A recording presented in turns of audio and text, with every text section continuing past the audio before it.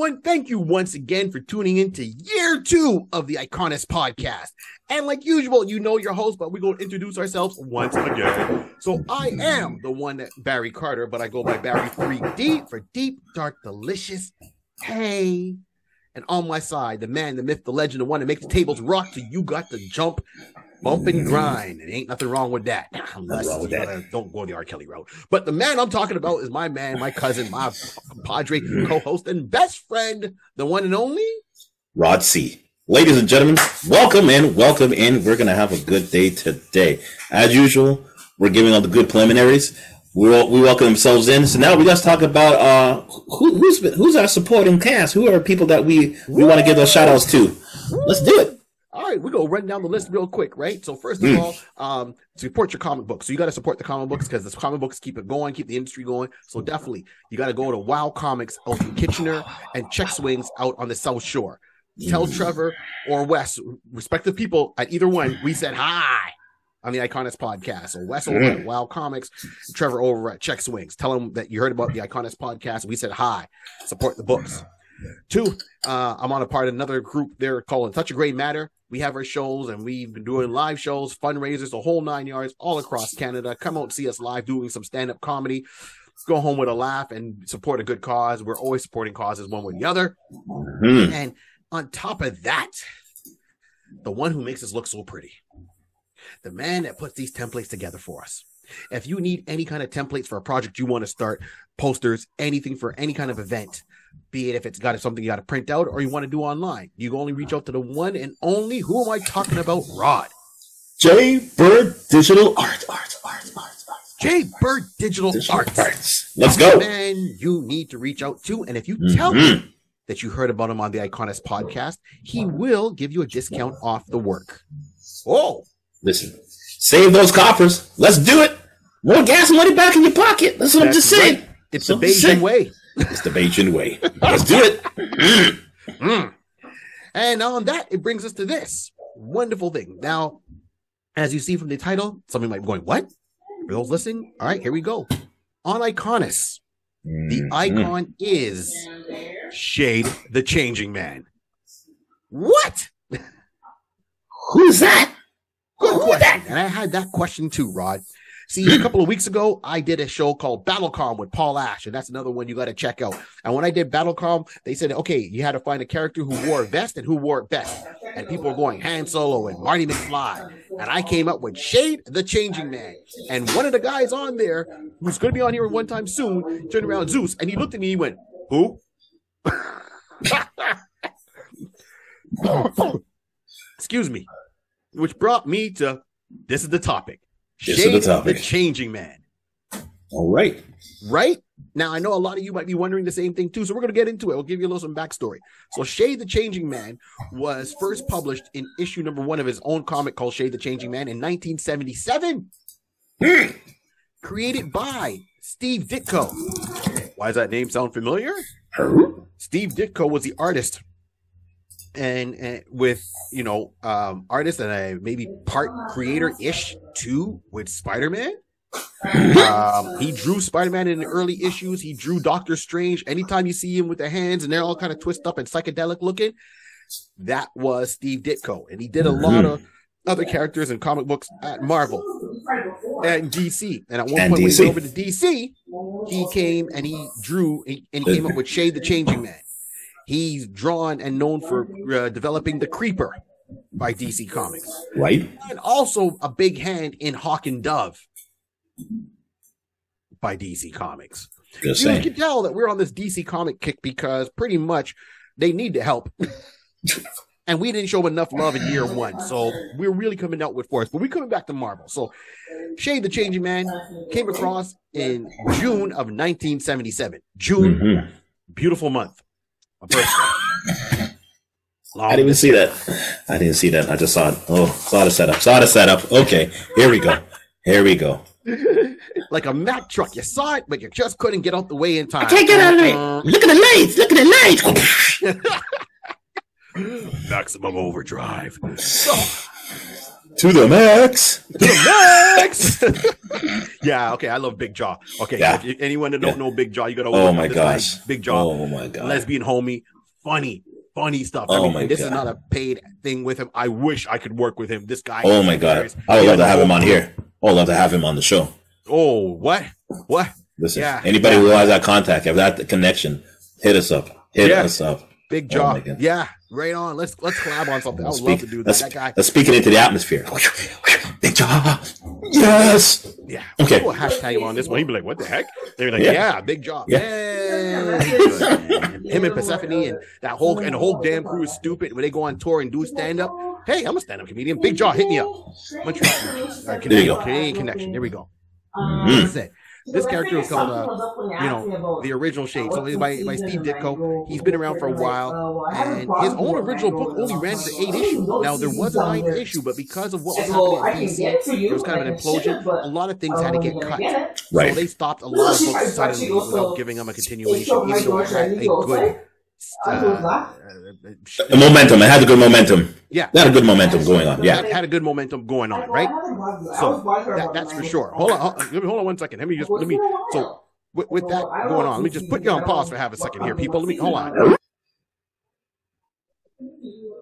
My bad, y'all. I had to stop this recording for half a second because I had a sneezing fit. My apologies. Here we go. Allergies. I know the season's gone, but a little bit of dust. Okay, so that being said, so Shade came around. That's what he was. Steve Ditko turned around. Now the guy's real name, and the name was hardcore too, right? His name is Rack Shade. Rock Shade. Rack Rock Shade. Right? Roxanne. Rock Shade. Wanna be your man. Woman. What up? Right? Yeah. That's what I'm Yeah. thinking. Right When you on. hear that name, Right first on. of all, you're thinking this guy could be a rapper. That's like a you know what I mean? That's like a Kendrick Lamar. That's a What's his name? Rack Shade, son. Rock Shade, son. Right? That there is either gangster alias or rap star alias. Okay, yeah, Rack Shade. Not MC this and MC such and such. Rack Shade. That's a wicked. Come on, we all like a star named The Rock, so slow it down, y'all. So in his line that he's been around in his first book, as I said, ran 8 issues, 9th issue is out there, but you got to look for it to find it.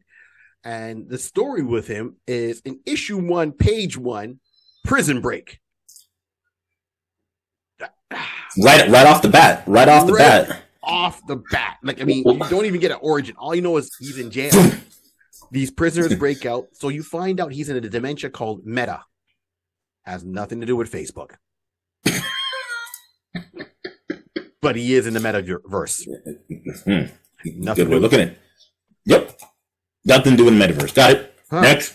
Huh. What do you mean? What are you looking at? What are you thinking about? What are you thinking? Who's that boy who came up with Facebook there? What's his Zuckerberg?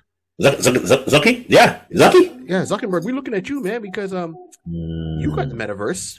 And DC had the metaverse in 1977. Who copyright who, son? You might owe Steve Ditko some money. So, yeah, I want a cut. we bring Give it us a up, cut. man. Steve, we on your side. So he's coming from the metaverse, and in the metaverse, it's obviously they know about Earth. This is what's so interesting. So the first issue opens up. You read page 1. It's a prison break. You see a bunch of prisoners make a machine, and they jump out of prison. And when I say jump out, they really made a portal to go through other dimensions that tie into Earth. And then random escape. So picture, like that TV show, The 100, where there's people all over, and you got to.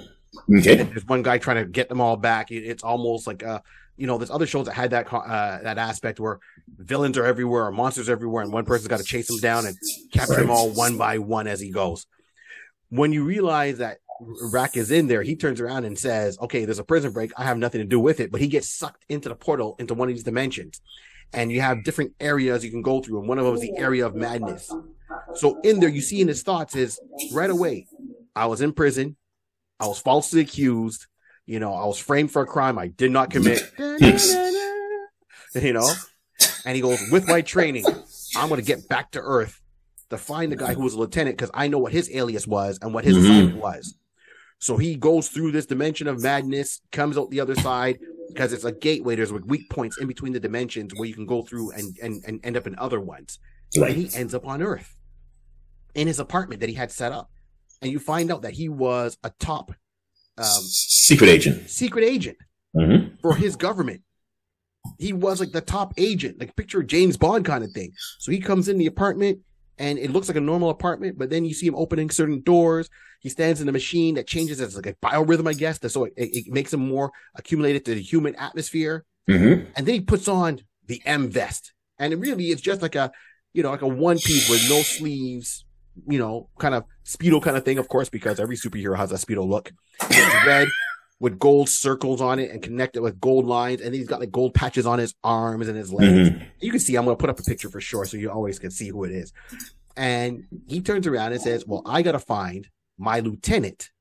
But my lieutenant's assignment on Earth was to get in with criminals. And he was even hanging out with gangsters. So I got to find him to help clear my name. Right there. 4 pages in. Prison break. Find out he's a secret agent. Goes back to his apartment that no one knew about. And he moves on. Now, the question is, what was he accused of? Why was he already in jail? What was his sentence? Right? And they touch on it because you find out later on that still in the same issue, you have this one woman that's talking to, her boss. Yeah, basically, yeah. Right? Because in that sense, basically talking to her boss, because she was the one that they basically realizing, okay, Rack now has left, he has escaped. Because a point that Barry is saying that to dive in a little bit, when the criminals got pulled into that particular mid void, they basically were trapped right in there, and some of them didn't know what they were doing. They didn't know where they were, but Rack knew. He knew. That's the portal for me to get to Earth, because they knew they were like in a negative zone, a mid zone in between. So all the prison guards and all the warden and everything like that basically was able to go in and just retrieve all the prisoners who made that escape through the time zone in the mid zone. But then when they went through the checklist, everybody's here. Dang it! What? Rack's not here. What do you mean? Rack? The most dangerous man out there. Yes. He is gone. We must hunt him down. So it turned out to be like, we gonna need to get someone to go get him. We know he went to Earth, because that was the only place we figured that he probably went to Earth. All right, we need to call someone to chase him down. All right, go. I leave this assignment to you. Not knowing that the person who came to the fourth was Mela, if I remember correct, her name is? Yeah. She came to the forefront, and she was assigned, she took the position to go and hunt him down. And at that part, we start to hear there's some, you sure you want to do this? Now, why is the lead telling her that? Still, I need to get him. Mystery. Yeah, emotional damage. Damage. And that's exactly it. So, as a part we'll find out is that the leader said, okay, you're going to go to Earth? No problem. You need to contact with our contact on the Earth side. Okay. So now we flip to that side. Then on that end, the supervisor and everything, okay, we got warning that Rack is on Earth again. Okay. They're going to send their top lieutenant, their top, agent to hunt him down. Okay, when he comes through, we're going to give him the dictation. We're going to tell him what we know and everything like that. And then someone appears. Okay, sir. Yeah. All right, sir. Well, sir. Mila, what are you doing here? I'm here on assignment. Angry. But you know you're going off the Rack? Yeah. Vindictive. But that's your golly. Are you okay to go after your ex fiance? Dum dum dum. Yeah. Why? Well, then that's when we find out the story that there was some back history between them, some bad blood. What it turned out to be. Yeah, because from him, he said he was framed for a crime that he didn't commit. From her, it's like you killed my dad and crippled killed my dad and crippled my mom. Mm-hmm. They're for life. Like she's paralyzed for life. I want revenge. So Melu is a N agent, which stands for negate. She's not there to bring him back. She's just there to, say he's not coming back. He's off the checklist. Don't worry about him. Yeah. You got an empty room. Use it wisely. Yeah, exactly what it is. So this is where that whole entry comes in, because they're all saying, well, first of all, he was your fiance. And, there's a thin line between love and hate. And she was hating him hard. She wanted revenge for her family. She felt betrayed. Saw her family falling apart. The man she loved was the cause of it, according to her, from the evidence that she was given. The evidence was doctored, so they had videotapes, and they said, that's to show you how far back it is. They're in a different dimension, but they got videotape. So the videotape evidence showed, and it was doctored and everything. So and even like Rack knew this. So this is why he's like, I can't go back to Meta. I got to go and find Kempo to clear my name. Right. And he's going after him. So he goes in his apartment. He puts on his M vest. Now, while this is all happening, one of the other criminals comes through the dimension also. And he's on Earth. And he's like, sweet. With my powers, I'm taking over. He had his magic, this rod. I wouldn't even say magic. And that's where it's going to get a little bit, I'll explain myself when I elaborate on that real quick. How we see things on Rack's world in Meta is super science. How they try to portray things and that's what I feel about it is somewhat magical. Right. And what I mean by that is they call the ORC, which is the occult research center, which was their front on Earth. Mm-hmm. When Melu came through, she came through there. And when she comes through in the back, she kind of teleports in. And you have Wizard, who's in the front, and he's there saying, hey, he's talking to like just normal humans. They all think he's a human. He just has a very, extravagant beard, a look. And because of Steve Ditko's art, and he doing the art for Doctor Strange, it had a lot of Doctor Strange elements, like how he drew the windows, with the circles inside of it. So it really reminded me of Doctor Strange's Inner Sanctorium. Right? And that's how it broke down to me.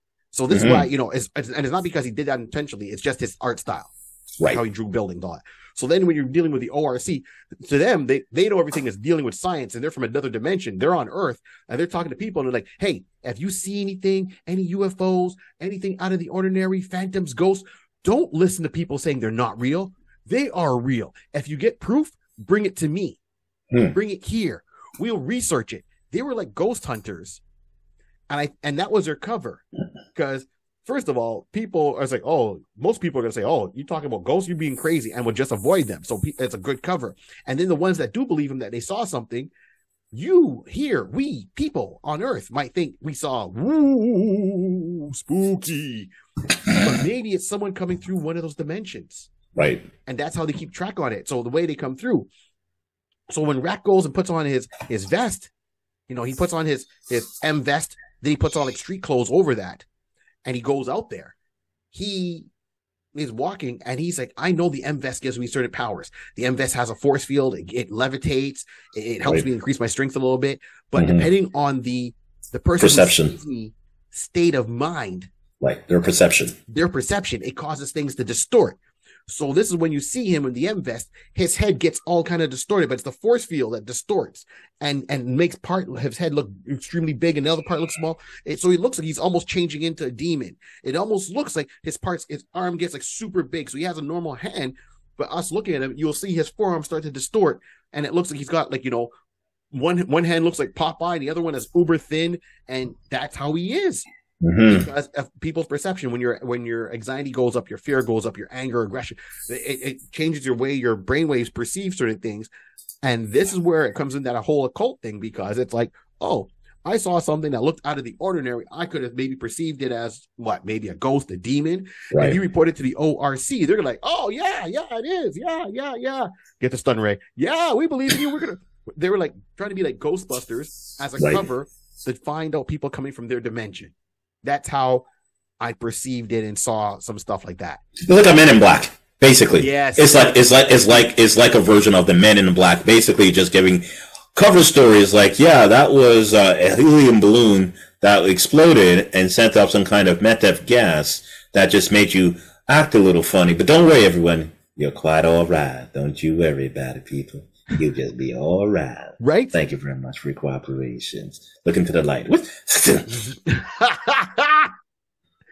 Well, that's exactly what it is. So that was what made it really interesting with him. So when Shade goes in there and he goes at one point, he's looking for Kempo and knows that Kempo is dealing with criminals and put himself into the criminal element to understand gangsters a little bit more and keep an eye on them. He goes in there looking for Kempo. Some gangsters see him. They rough him up. They take him. They tie him to the chair. And, while they're interrogating him, the chair starts to kind of slowly rise up and he starts to distort. And the chair is turning in different ways, and his body's being all, really super deformed from their perception. And they're freaking out, and they're shooting at him. It's a force field. Bullets are bouncing off. Really? He breaks his bonds. Really? He gets out, he threatens them, and it's like, don't you tell anybody. And that's why he always seems like half his face is always bigger than the other half. But picture your head, put a line down the middle, and then make one half of your face 4 times bigger than your normal size. It's just contort. It's just contort. You're just taking a fighter face and just pulling it like like Mr. Fantastic or Plastic Man, and pulling it out. Yeah. We'll just leave it like that. Right. We're all anime people. We understand. Of course, y'all get it. This is all issue 1. So much to unload. So much to unload. Let's go.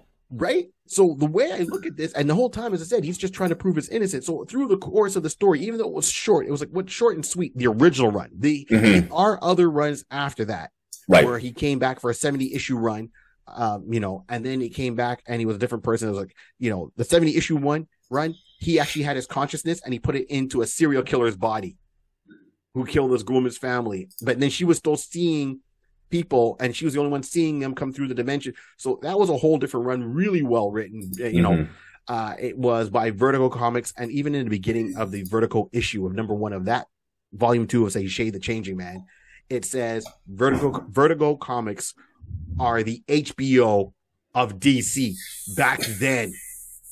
And I'm talking like, this is before, we're talking, like late 80s, early 90s or whatever. So, but and he had his own stories. But staying with the original, he goes through the course. He's trying to run his ex-fiancée. He doesn't want to hurt her. He's trying to find Kempo.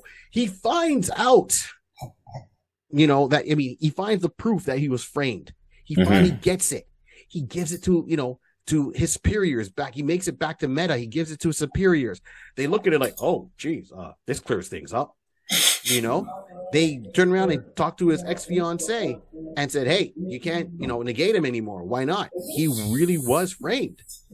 And then she feels so much remorse about it that she chased him down and was ready to kill him the whole time over false evidence. Right. She was so remorseful that she didn't trust herself. And he still said, hey, I get it. I understand. We're good now. He's a bigger man than me. So, there's one thing about getting divorced. It's something about if someone's trying to kill you constantly, month after month. Hey, it sounds like another adaptation of The Fugitive. Right? Exactly. So it had fugitive vibes. It had like the occult vibes. It had science fiction. And this is, it had a lot of things that spoke to me. And then at the same time, when we're going, you find out the person that he's trying to bring down is this big boss. The main villain is really from Meta. And the villain's name is, I guess, Suede, S-U-D-E, or Sood, however you want to pronounce it. Well, Sood. Sood. I think it's Sood. Right. And Sood is, if you ever watched the movie The Wiz with Michael Jackson and Diana Ross, you know, at one point you go to see The Wiz and he's just a big head and flames coming out, but there's a little person behind it. That was Sood. There was a big head, like arms, like a big round head and just arms. And then you find out that, and Rack finds out that Sood, who's his master criminal villain on Meta, is his ex-fiancee's mother, who's a politician. The twist. So it's like, hey, honey, love you. Know you've been trying to kill me for the longest time. Here it is. I'm free. I'm innocent. It all is good. I forgive you. By the way, can we talk? The person behind me getting framed was your mother. And it's like, and first people are looking, it's like, no, it can't be because she's a paraplegic. But of course, in the day of super science that they have there on Meta, they just put her into this body and she's able to speak and move and have her thoughts, projecting and stuff. Woo. That's funny. So, Rod, what was your take on Shade the Changing Man? Listen, it is an interesting one because this definitely, more or less, I was definitely covering the original one from 1977, right? And checking that tape, and it was all about the action of. I keep going back with Fugitive because the majority of this run is again him definitely trying to clear his innocence. But he's it's not like a standalone guy. This guy is basically getting himself into a lot of situations when he's going to the criminal element, dealing with these, the criminal mind, criminal thieves and everything like that in the background to find the answers. He's making sure that he is, he's fighting his way through. He has his M vest and he's basically using that to the fullest abilities, flying around, floating around, having protection, It was a very interesting take of a character that you're like, until someone actually put these type of characteristics together individually. If you hear it, it just sounds okay. That's just very interesting. But once you actually have it panning and flowing out, it's like, oh, this actually, you can see the elements of why this could be part of. Again, I'm starting to pull stuff from Fugitive. You're starting to pull that Men in Black type of like saying, whatever you thought you saw, don't worry about it. No. It's okay. Nothing. You didn't see nothing. You weren't here. Type of scenario. Droids are looking for. Exactly. So I was taking it in and realized like, okay, this is a nice character. This is a nice character. So I can live with that. I can work with that. Yeah, I see. That's what I said. There's a lot of elements. So you hit on it right way. He was like the Fugitive, got that element. The science fiction aspect, I love that. Right. The occult aspect of how they're trying to play off the science fiction in that world, and bringing in different dimensions, and anything comes through that way. So I feel that they could have done this more with a darker tone. I mean, depending on how they told the story, they could tell the story straight as you understand it, science fiction and occult on Earth, or you can bring it in that it's from the view of people on Earth seeing what's happening and trying to understand that, right? So when you meet him for the first time, he's just, and he's all distorted kind of thing. And you're like, what the heck is that? Right. There's so much to play with. And it's a shame that it didn't run as long as it could have. And they never really fully brought it back, to continue that story back then. I mean, they did bring in other volumes. They did continue the story. They did touch on aspects, but I'm just saying, at one point it'd been nice that they, and the character doesn't show up enough. And that's my other thing. Like, I mean, if you read, he's got his original series. Okay, fine. And then he shows up in Suicide Squad. So he shows up in his original series. He shows up in Crisis of Infinite Earths. He's got a very small couple of scenes in there. And then he shows up in Suicide Squad, if you want to kind of go in chronological order. And then the character, even though there's other books, he makes it all the way to that 4-issue prestige miniseries, Kingdom, by DC Comics. Got it. He's in there, and you're like, wow, you survived all that, and he's on Earth. So you don't understand. It's like, okay, well, why are you on Earth when you have Meta? So what happened to you, your fiance, or ex-fiance? Did they get back together or not?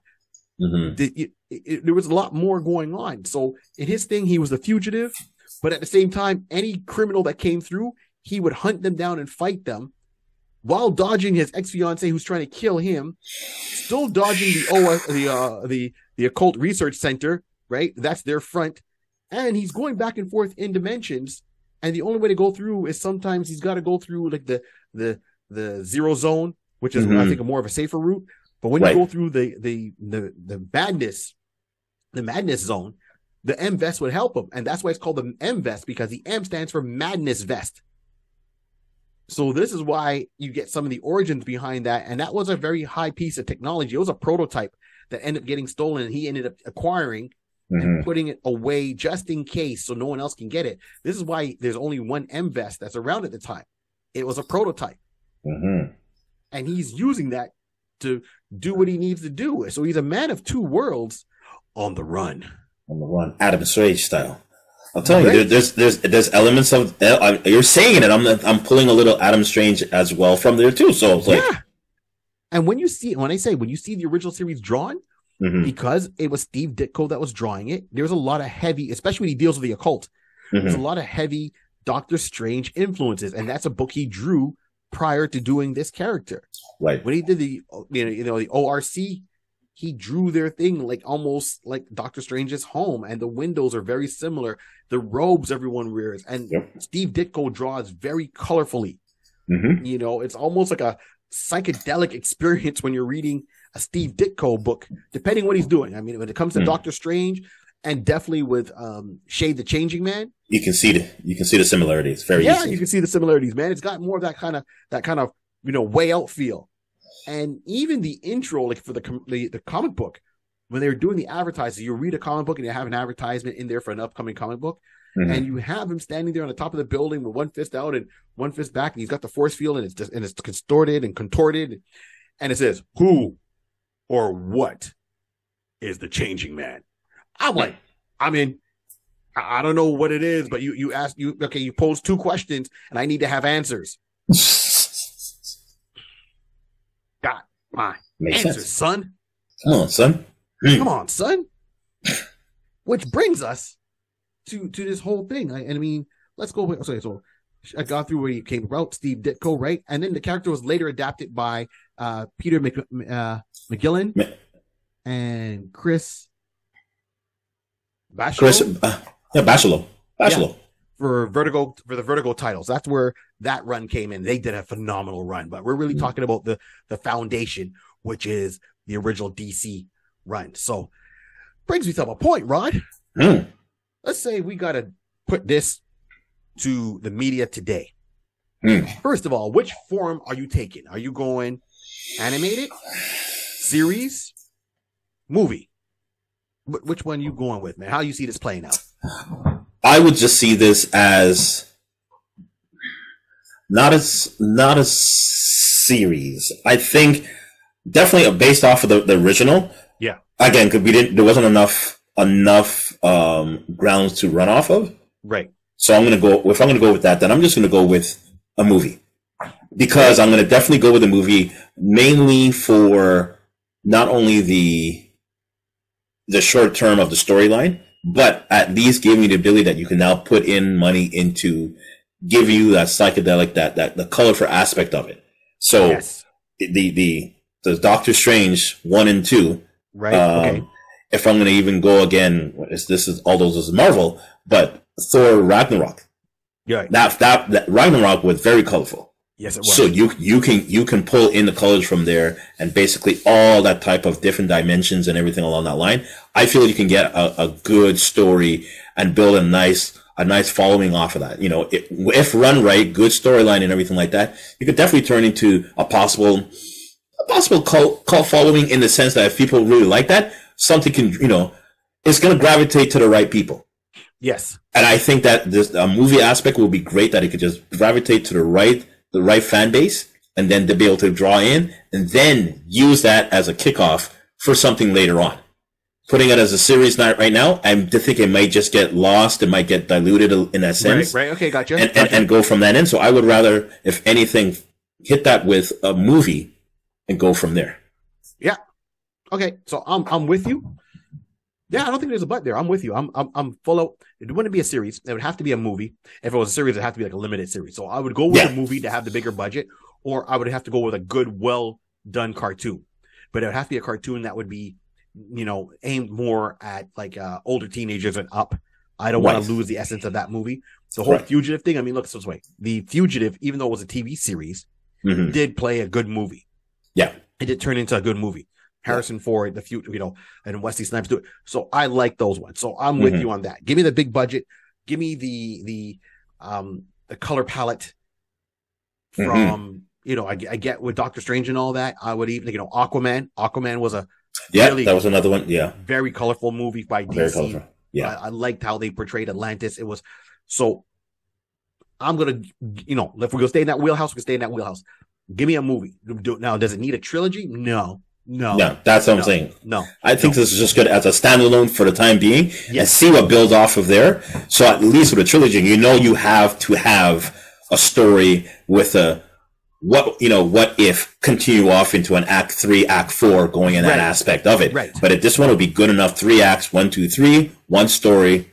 done. Let's call it and see what goes from there. Let's put it this way: Warner Brothers. Not every movie needs to Has be a to be- trilogy. Facts.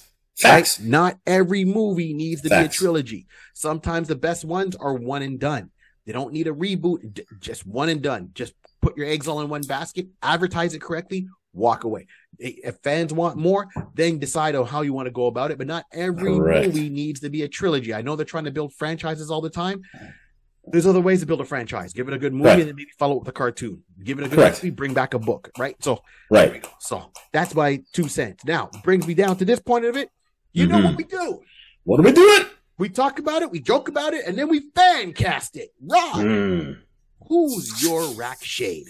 Okay, so I'm gonna go with someone who has some type of action type of background. He's been in a couple of series. Again, he's been in a series, the Divergent, Insurgent, Elegant. I can't even pronounce that. It's third one. All right. Intelligent. Yeah, not intelligent. Yeah, I know what you mean. You know which one, right? So if you can find from here, I'm talking about Theo James. Theo James, one of the main number 4 from Divergent. Oh, Divergent. Okay, yeah. Yeah. So I would go with him. I believe I had cast Theo for something a good while, maybe last year in last year's season for something. But I'm like, you know what? He has the ability, the athleticism to be that type of character. Again, you gotta be all action. Like I said, from the beginning, he started off pure action. He's now fighting through the city, trying to, being like the fugitive in that regard. So we're just giving him, it's a Harrison Ford. You see how that's Harrison Ford. And then you went with Wesley to give him that athletic aspect. Okay, we're going to give a younger Wesley, more athletic. He can bounce off the walls. Now he's flying and being contorted in a couple of scenes. He's flying and floating over someone and just fighting in the air like type of scenario. Listen, I believe Mr. Theo James will be able to proceed in the proper manner of giving us a great action flick in that realm. Okay. Touche. Indeed, cuz. Touche indeed. Wow. Okay. So this is who I'm going with. Yeah. I looked at a guy who can play characters. Mm-hmm. The way I vision it is, if we're going in a movie, no matter what medium it is, I'm going live action. So I'm saying live action movie. I wanted a guy who was good at character acting. I wanted a guy who was fun and as a character and as an actor to watch, entertain. And I wanted someone that can do different dialects. Mm-hmm. Now, hear me why. I know a lot of times when we watch this stuff, we don't know what shade sounds like. Facts. I think it would be even more fun Okay. because you always get actors either from, North America, across the pond in the UK, Right. Mm-hmm. and they have to say, well, I have to do a Chicago accent for this whole movie. I got to do, look, Idris Elba. Right. You don't hear him talk. There's times where he's got his true accent, and there's other times he doesn't. There's another actor, and I can't remember. He's another black actor, but he's in that show, Chicago Fire PD. He's like the chief. He's the chief of that force. He was also the bad guy in Blood and Bone. Okay. And when you see him, he's got a very impressive bulk and physique. And when I saw the movie Blood and Bone with Michael J. White, I was like, yo, this guy is fire. And then I heard him talking. I'm like, brother, you from the UK? Right? Oh, Iman Walker. Yes. He's from, and a lot of people don't realize he's from the UK. Mm. So, cheerio. Right? And I'm not hating on that. He puts on that Chicago accent. In my mind, why does it have to be one? So here's what it is. When he's on Meta, I want someone to talk a certain way. You can have whatever accent you want to have. Talk your real voice. When you come over, I want you to show your talent and switch your voice. And switch over. Because now you're in America, right? So you're not going to be So that's where my thought was going, because I want someone that's able to blend in. If you're a super spy, you shouldn't be able to change just how it does in Mission Impossible, but they use little voice boxes. But why do that? Have someone that can really turn around. Like, look at Thomas, our boy Thomas, right? Patrice, he can turn around and he can do a German dialect, an English dialect, an Indian dialect. He's a black man. He can do a West Indian dialect. And you wouldn't, if you close your eyes, you would not know who you were talking to. And I want someone like that. So this is who I'm going with. For my guy, Shade, right? This guy, he's been in the DC universe before. He's done sci-fi before. He's a lead in a series even right now, you know, and it's popular and people love the show. And he would stand out because he's got that look. So I'm going to tell you right now, I'm going with and if I pronounce his name, y'all can, you know, y'all define me, Barry3D.com. Yeah, just saying, come on, man. So I'm thinking it's either Cillian Murphy or Cillian Murphy is his real name. But he's the lead actor from Peaky Blinders. Okay. He's the main guy in Peaky Blinders. Okay. Right? Now, first of all, he also played Scarecrow in the Christopher Nolan Batman with Christian Bale. He was also in the movie Inception. Where they had to go and kidnap a certain guy and keep going into his thoughts all the time. He was in the second Tron movie, the live action one. He was playing, and he only had a small role in that. I thought he would have a bigger one. He was playing the son of Sarek, who was the villain in the first Tron movie in the real world. Right? So he shows up all these places. Now, I thought, you know, I never watched the show Peaky Blinders yet. I've seen a couple of commercials, and I got to get into that series. So, yeah, it's shame on me. And I thought this guy was full out, you know, UK. And when I say UK, I'm talking like London, England. And realize that when I'm looking at him and here, you know, he's hold on. From Ireland. He's from Ireland. He's from Ireland. But I've heard him do an American accent. Yeah. The look he has, he's good with this whole, you know, torture and Peaky Blinders. I mean, from what I've seen, a couple of commercials and the trailers and all that, he's a bad man. He looks like he can take people out because he does. He has the intelligence and the fact that, you know, and he was to be a lead singer in a band too. So my whole point is let him talk in his native dialect when he's in Meta. When he comes over to America and can't, you know, America, and he's in an apartment, he's got to be Shade. Let him say, oh yeah, I got to go and hide my voice because I got to deal with gangsters. I got to change and talk as an American dialect. I think that adds more to the character. He's got the look. He can do the tortured soul. He is intelligent. He plays those characters. He plays those strong characters too. And he can play those twisted characters. And Shade is a little bit damaged. And so to see him playing this character and being noble, because all the time he's always playing people a little bit questionable. This time, you know, take that. Be more the good guy, but you got to cut some corners because you're being chased at the same time. I so believe he can handle this. And that's who I want to see as Rack Shade. Okay. Yeah. Okay. Yeah. Cillian Murphy. Okay. Cillian Murphy. Yes. Okay. That's my guy right there. No question about it. So, you know, and he plays Tommy Shelby in Peaky Blinders. Yeah. Wow. Like, he's so impressive, and especially the work he's done. Peaky Blinders is the one that everyone is going to say, yeah. But then when you think about it, it's like, well, yeah, he's been in all those things that Barry just said. Right? Yeah. Right? So let's bring him back to DC. Let's make him the leading man. Don't tell him, oh, yeah, just use an American. No. Speak in your native dialect, man, when you're on Meta, because we don't know what type of Meta. It's like when you watch Lord of the Rings. I didn't realize everyone in Middle Earth had English accents. Facts. Right? Facts. Okay, right? So let's play around with it a little bit more. If you really want to be a visual audio kind of media that we're in, the actor, let him speak for part of the movie. Every time he's on Meta, Let him speak in his native tongue. Maybe that's how they all talk there. Not everything has to be a proper English accent. Let's really diverse and go back there. Let him speak in his dialect. But when he comes over, because he's undercover, he's got to fit in. Right? Then you hear him talking. So people are like, wait a minute, did he just change his voice? Yes, because he's a secret agent. And secret agents have to blend. How many times do you hear fans say, oh, well, you know what? Wanda Maximoff should have an accent. Okay. Or, this character should have an accent. That character should have an accent. We don't know how Rack sounds. So let's give him one for the fun of it. When he's home, he's comfortable. Right? He doesn't have to hide his voice. But when he's here, and I think that there would help with the differentiation between the two worlds when he's bouncing back and forth. I think as an actor, that would be even more fun for him. So this is who I'm going with. Give it kind of the fugitive feel. Let it be sci-fi when he's on home world, so to speak, like meta. And when he comes over to Earth, let them play it as in, we know it's science, but for everyone perceiving it, sees it as almost magic. Right. Demons, monsters. You don't know it's someone's possessed. We don't understand that. We know, oh, he's wearing an M vest.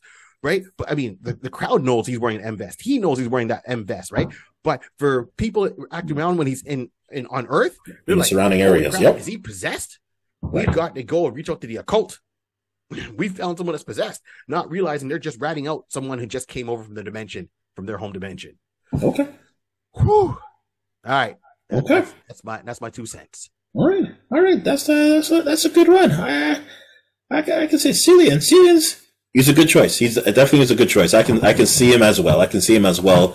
Giving that having the season actor in that sense. So at least as a secret agent as well. So yeah, mine would be a younger secret agent, but yours would be an older secret agent. But okay, I can see that. Yeah. So I think we got 2 good picks, right? So who's your boy again? Mine is Theo James. Right? And I got Cillian Murphy. So we'll see what happens. Now, for everyone watching at home, let's just say this. Everyone that's listening to this podcast, put your comments below on our YouTube channel or wherever you see us on social media. We're very active. Put your comments below. Let us know if we're on the right track, or let us know if there's someone else you can see playing this character. I'd be interested in having that fun, friendly debate. And to mention it before, we've had it before on the show where we bring on guests, and then sometimes people like comments, and we acknowledge your comments. Yeah, and talk about it. Yeah, don't be shy. Don't let me pull a Max Headroom on you. Don't be shy. Hilarious. Can't take this guy nowhere. No, this is why we do the show from home. No facts. Yeah. Makes sense now. Oh. They don't let me out the house. Wasquy Rabbit.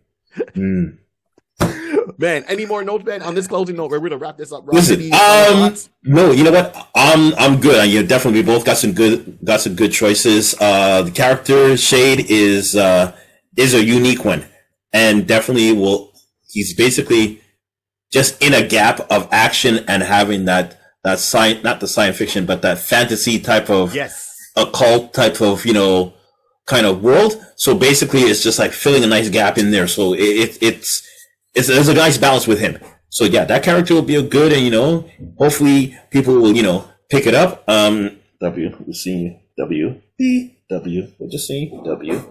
letting you know, people. Yeah, right on. And listen, we got something for you. Put it in the list. Listen, 2024 is not that far off. Start looking now. You still got time. I'm just saying. Right on. Right on. So on that note, Steve Ditko heard it, and didn't hear it, but Steve Ditko had that imagination, and he did what he had to do. And what did Steve Ditko do? He took a pencil, a piece of paper, and he had lots of imagination, and he kept on dreaming. Do the same. This is the Iconist Podcast. I'm one of your hosts. I'm Barry 3D, along with DJ Rod C. Like, share, and let's send it out. Let's go. Yeah. We out. Now I gotta find my vest because I look good in a sweater vest. Guy just said a sweater vest. Yeah, I did. I did, man. I look good in a sweater vest, man. Bring back the 90s dance videos. Come on. My love is a what? Something for the people. I'm out.